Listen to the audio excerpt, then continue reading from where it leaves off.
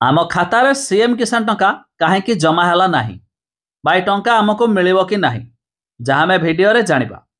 आपण जानिछंती नुआखाई अवसर में आज सरकार सीएम किसान रो टंका ट्रांसफर कर सारी हेले किछि हिताधिकारी खातार जमा हो साराणी हेले अनेक हिताधिकारी अच्छंती जो मानक टंकाटे पर्यंत मिल पारि नाही।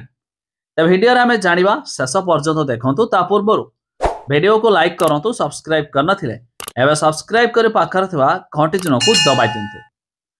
तबे चाषी को नुआखाई भेटी चाषी खाता को आसला सीएम किसान रो तृतीय किस्ती टंका डीबीटी जरिया है 1041 कोटी टंका ट्रांसफर।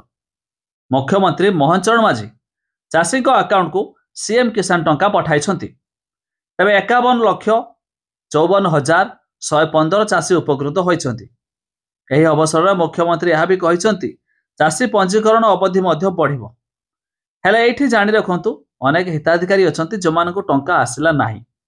तबे जानंतु किछि दिन पूर्व सरकार घोषणा करथिले कि आपण निजको फार्मर रजिस्ट्री बा चाषी बोली पंजीकरण करबाको पड़िबो। तबे मध्य आपण समस्त चाषी अंडर रे आसुथबा सरकारी सहायता पाया पाई योग्य हेबे। ता छडा आपण को कि सीएम किसान पोर्टल रे ई केवाईसी करनथवा जरूरी। अनेक हिताधिकारी अछंती ई केवाईसी कराई नाथि, एमिति कि डीबीटी एनाबल बैंक अकाउंट नाही जहा द्वारा सरकार सेमानको टंका पठाले भी जमा हो नाही।